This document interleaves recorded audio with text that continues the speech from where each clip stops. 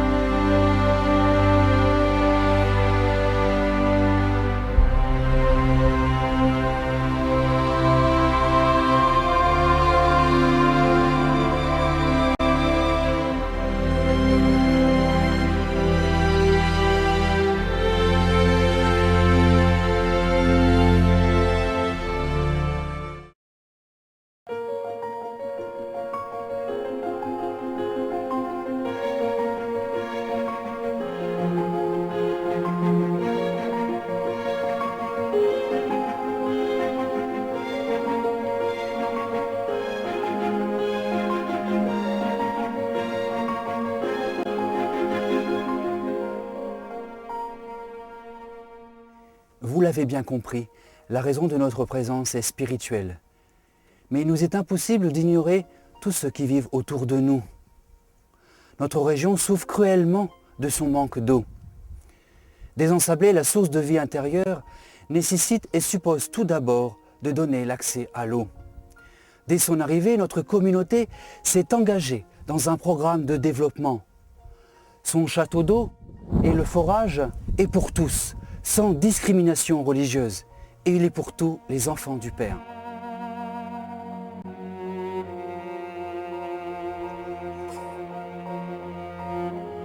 Eladj, comment voyez-vous l'arrivée des Carmes à Cœur Gallo? De weltare rek min jiri hen fandare hen ko moƴƴere min hen dañi weltare ha feewi. Mariam, à Cœur Gallo, avec toutes les autres femmes, comment faites-vous pour aller chercher de l'eau aujourd'hui?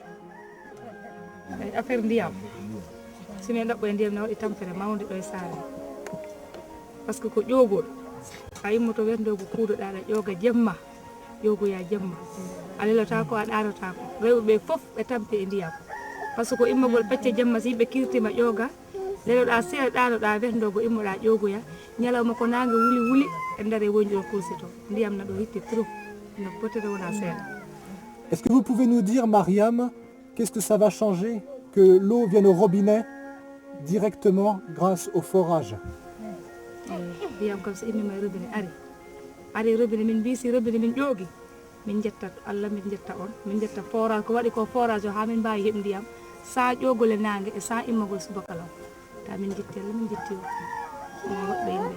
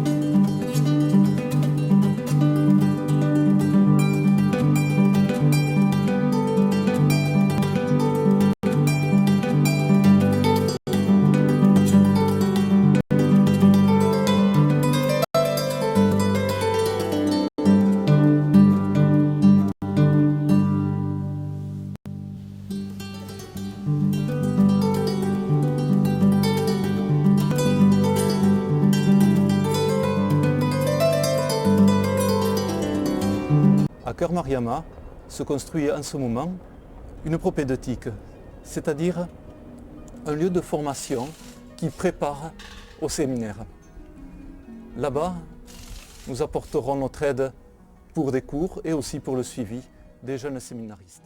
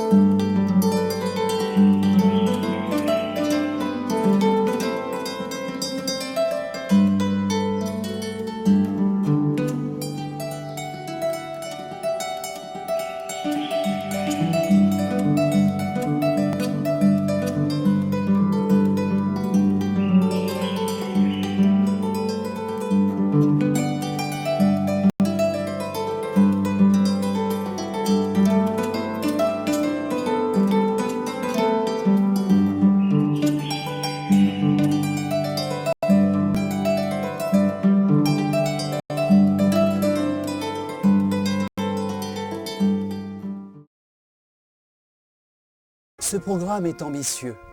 Il vise à terme de résoudre le problème de la présence excessive de fluor dans les eaux que nous captons. Avec l'aide de Kurfia Diawara et de Park Corporation, nous espérons aboutir dans la réalisation d'une station de filtration qui serait une première au Sénégal. Kurfia, pouvez-vous nous parler des conséquences liées aux fortes concentrations en fluor de l'eau des forages de la région de Kaolack? Alors les conséquences c'est tout de suite la fluorose dentaire, passe par la coloration des dents. Deuxième conséquence, fluorose osseuse, fragilisation des os, déformation des os, blocage des articulations, d'où handicap pour le travail. Troisième conséquence, récemment connue à travers des études d'un Chinois, coefficient intellectuel, baisse de coefficient intellectuel. Baisse de coefficient intellectuel, potentiel de développement entamé. Quelles solutions techniques pouvons-nous apporter à ce problème? Des tests récents ont montré que seule la nanofiltration qui est à l'interface entre l'osmose inverse et l'ultrafiltration, qu'aujourd'hui seule cette technique à membrane, je rappelle la nanofiltration, permet d'éliminer à la fois la salinité et le fluor. Il faut une dose de fluor dans l'eau, mais une dose raisonnable qui reste dans les normes.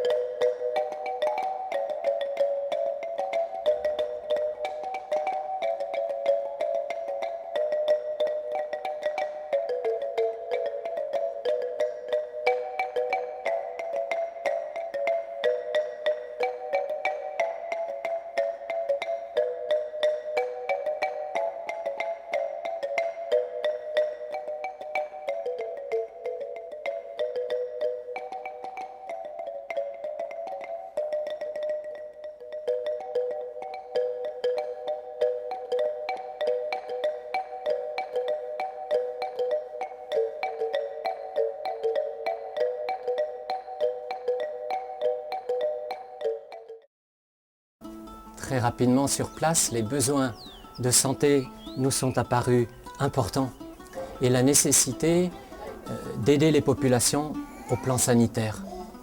Nous avons donc formé le projet d'appeler auprès de nous une congrégation carmélitaine qui serait apte à mettre en place un dispensaire, tout à fait comme les religieuses que nous connaissons près de Dakar, à Diamaguène, qui ont là un dispensaire ouvert à tous.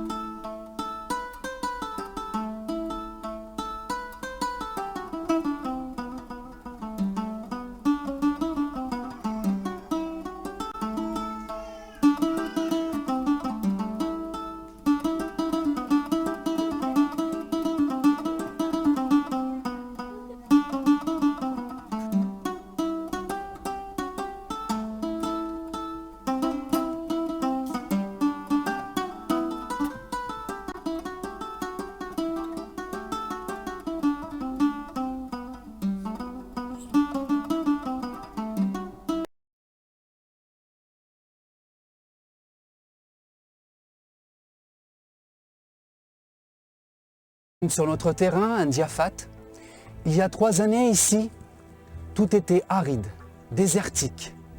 Grâce à la générosité de nos bienfaiteurs, nous avons pu œuvrer et collaborer à l'œuvre de la création.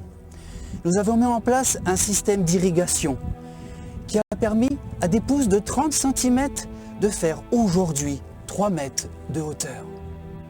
nous espérons de tout cœur que notre implantation se concrétise par la construction de notre couvent sur ce terrain derrière nous.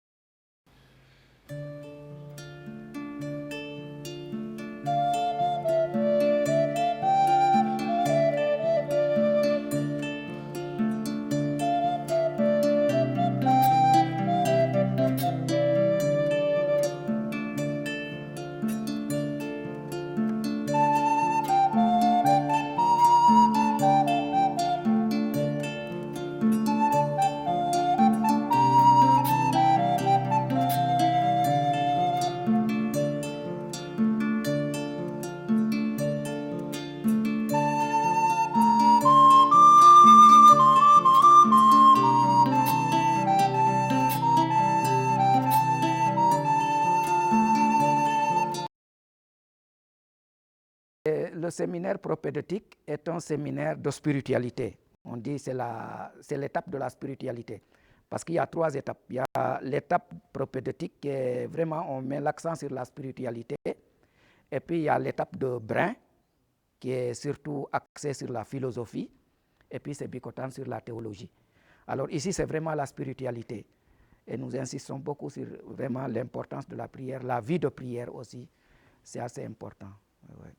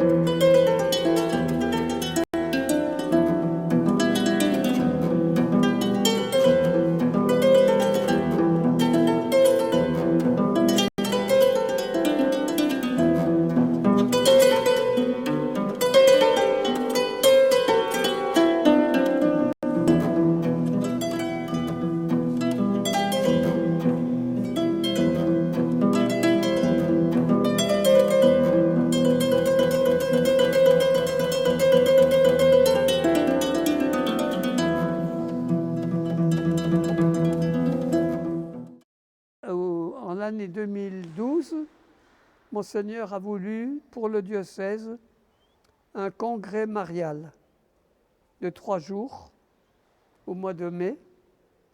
Et c'est à la fin de ce congrès que la chapelle que j'avais construite, la chapelle du Sacré-Cœur, là, la chapelle a été bénite et consacrée par Monseigneur Benjamin Ndiaye. C'était un grand jour, bien entendu, pour le site, pour le pèlerinage, surtout à Notre-Dame du Sacré-Cœur.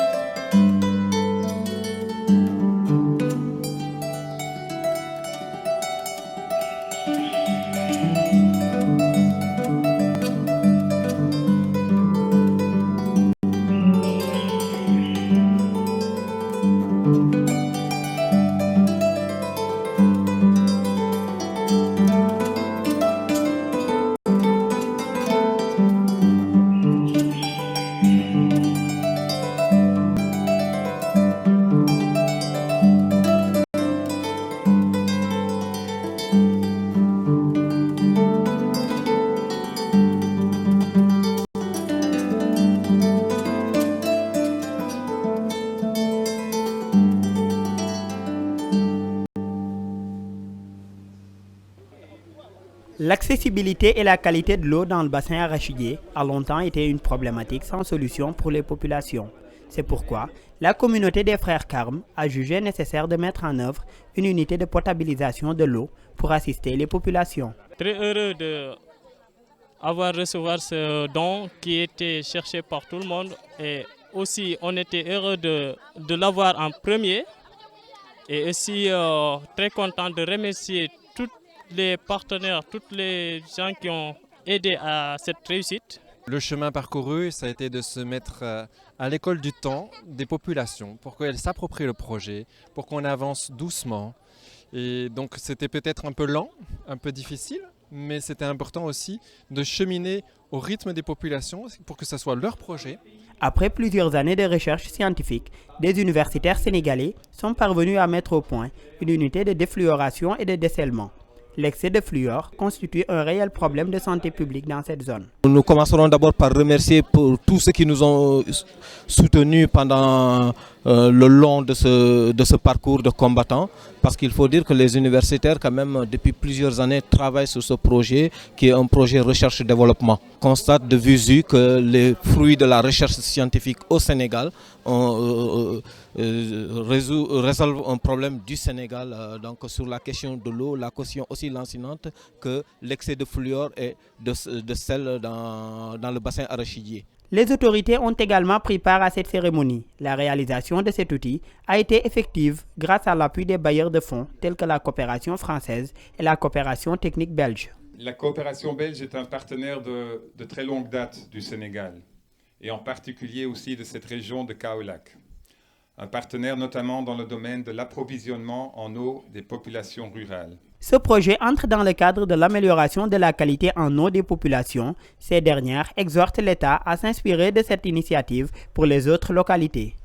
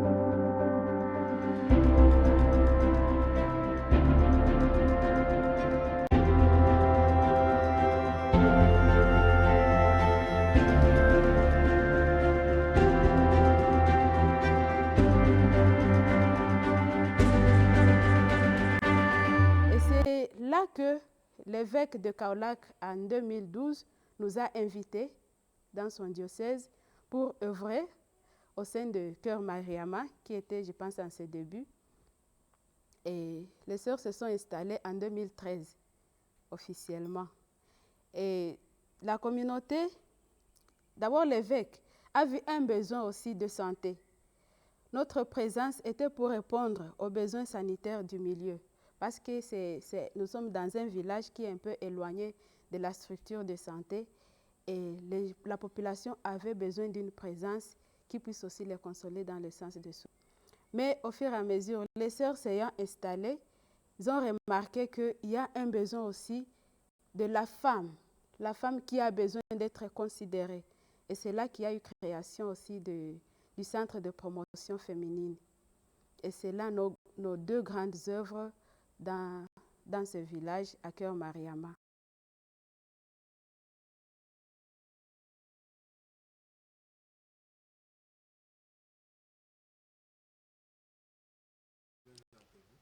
Je m'appelle M. Dembaba.